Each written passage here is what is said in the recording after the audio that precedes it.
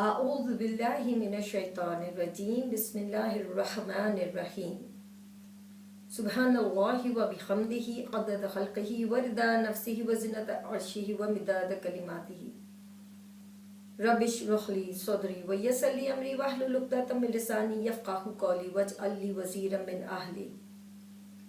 अस्सलामु अलैकुम व रहमतुल्लाहि व बरकातुहू। उम्मीद है आप सब लोग खैरियत के साथ होंगे इंशाअल्लाह ताला।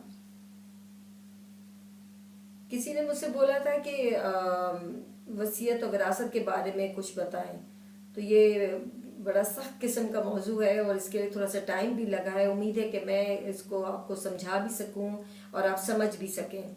मैं बड़े हल्के तरीके से बताना चाह रही हूँ ताकि कोई मुश्किल परेशानी ना आए, तो आप मुझसे रब्ता कर सकते हैं इंशाअल्लाह ताला।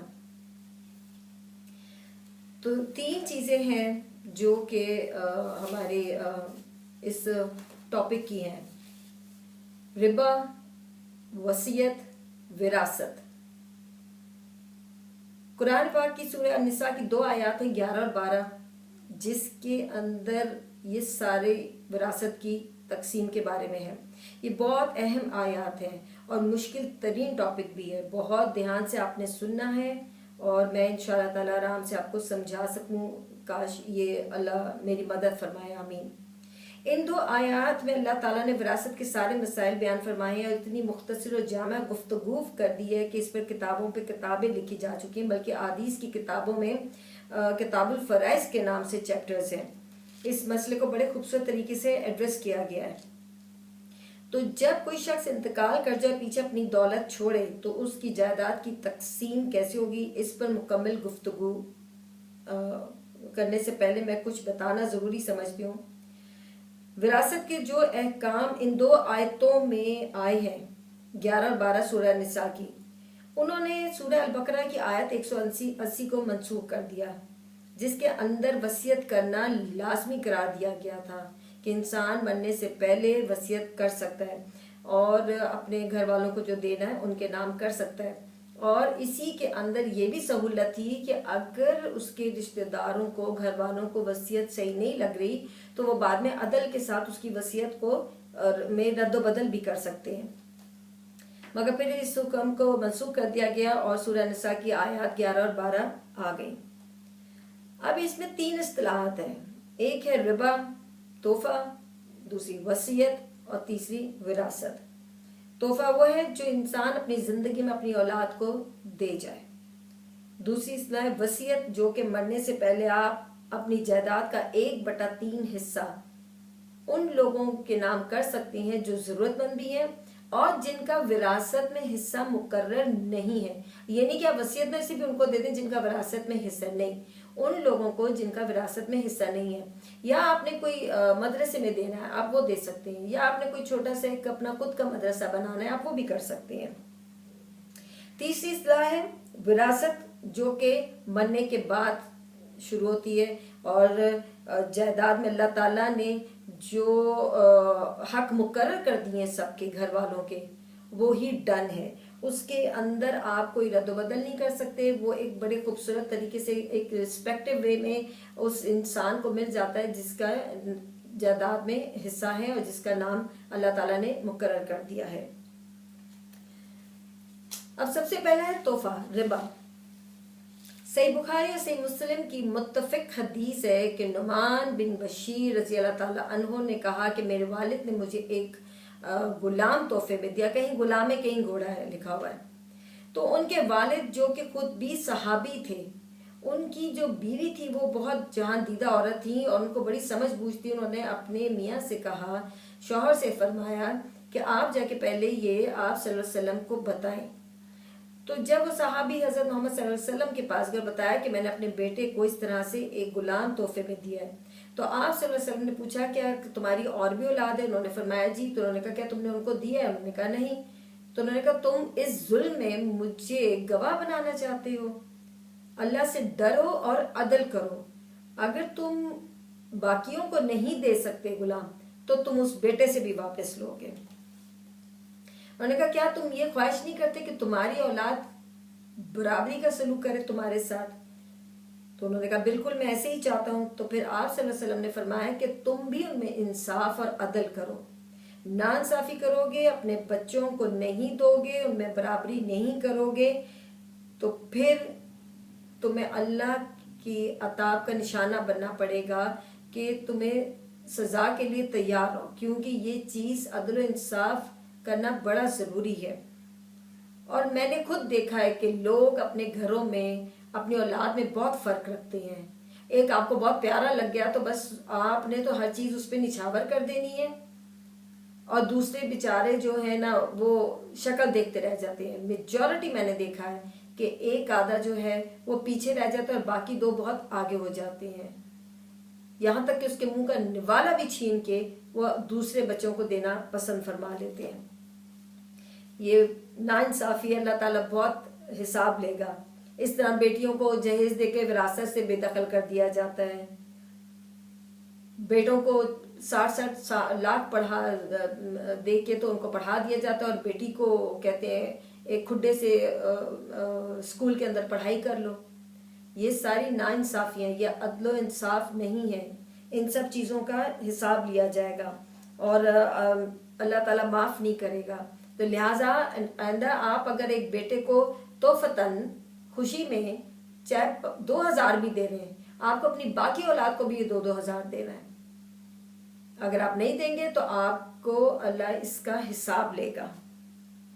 हाँ, वो बच्चे अगर खुद ना ले कि नहीं हमें नहीं ज़रूरत, हमें नहीं चाहिए, तो फिर आपको माफ़ी है। लेकिन अगर आपने उनके दिल को ख़राब किया और उनको नहीं दिया या उनसे छुपा के दिया, तो फिर आप समझ जाएं कि आप अल्लाह की नज़र में आ गए हैं और उसका इंजाम अच्छा नहीं होगा। अबू दाऊद की एक हदीस है, उसमें बल्कि जामे तिर्मिज़ी में भी है, सुनन इब्न माजा में भी है कि आप सल्लल्लाहु अलैहि वसल्लम ने फरमाया किसी शख्स को हलाल नहीं कि वो किसी को तोहफा देकर वापस ले। उसकी मिसाल उस कुत्ते जैसी है जो कैक कर दे और फिर अपनी कैक को चाटे। अल्लाह अकबर, किस लेवल की मिसाल दे दी है। सवाए एक वालिद के कि वो अपना दिया हुआ तोहफा वापस ले सकता है, बाकी कोई भी नहीं ले सकता।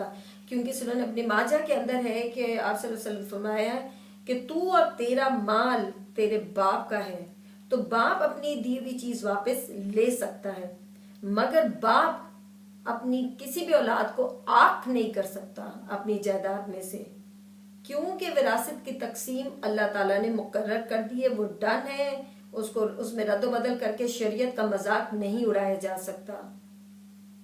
तो लिहाजा आंख आप किसी को नहीं कर सकते। हाँ, अगर आपको कोई उसकी किसी बात पे गुस्सा है और आपको उसने कुछ गलत किया है तो दी हुई चीज आप वापस ले सकते हैं।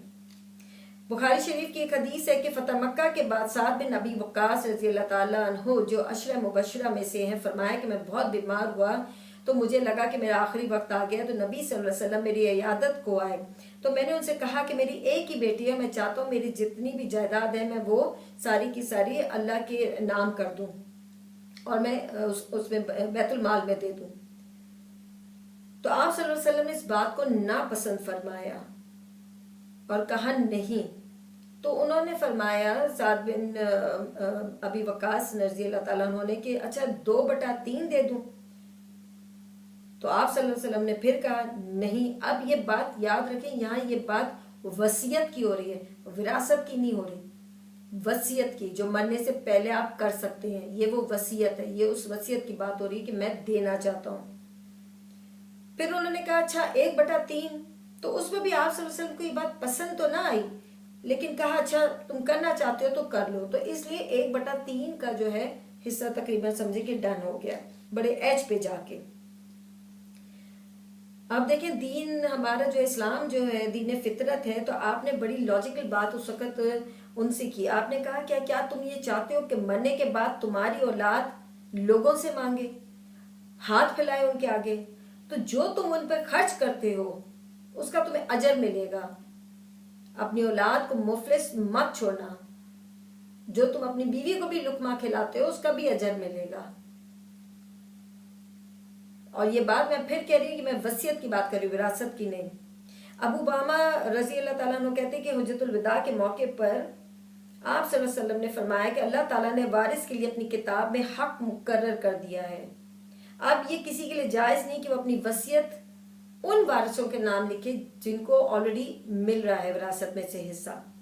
चाहे वो कितना अजीज बेटा या बेटी हो, मगर आप उनको अलग से और कुछ नहीं दे सकते, वसीयत में से नहीं दे सकते, उस पैसे में से नहीं दे सकते। वसीयत में सिर्फ उन लोगों का नाम आएगा जो विरासत के हकदार नहीं, और ये कतअन हराम है अगर आप ये करेंगे। इस सिलसिले में इजमा से मुकम्मल तौर पर इत्तफाक है। बेटी या अगर आदमी का कोई बेटा मर जाए उसकी जिंदगी में, तो उनके बच्चों का जो हक है वो विरासत में नहीं होता।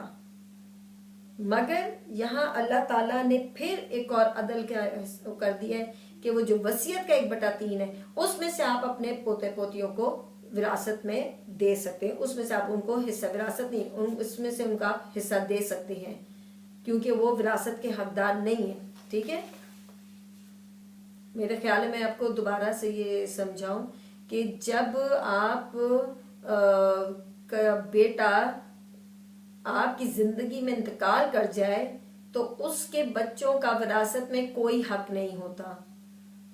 उसका तरीका अल्लाह ताला ने ये निकाल दिया है कि वो जो वसीयत 1/3 आप जिंदगी में कर सकते हैं, उसमें से आप चाहे पूरी उनको देना चाहे पूरी दे दें, या कुछ हिस्सा मुकर्रर उनका करना चाहें, वो हिस्सा आप उन पोते पोतियों का कर सकते हैं, क्योंकि उनका विरासत में कोई हिस्सा नहीं है।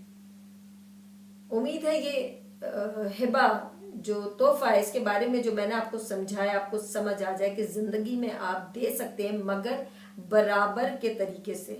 ये नहीं कि आपने एक को दिया तो एक को नहीं दिया। आप बेटी की शादी पे जितना भी आप जेवर देते हैं बेटी को, उस हिसाब से आपको वो तोहफतन वो पैसा अपने बेटे को भी देना है। अल्लाह ताला अदलो इंसाफ करने वाला और बड़ा उसने तरीका बनाया है, पर कोई नहीं करता, और इसका हम सबको हिसाब देना है। उम्मीद है आपको ये बात समझ आई होगी मेरी। खुश रहें, खुश रखें, खुश रखना ज्यादा जरूरी है, इससे आपके दिल को भी सुकून मिलेगा, दिलों से नफरतें खत्म होंगी। अस्सलाम वालेकुम वरहमतुल्लाहि वबरकातुहू।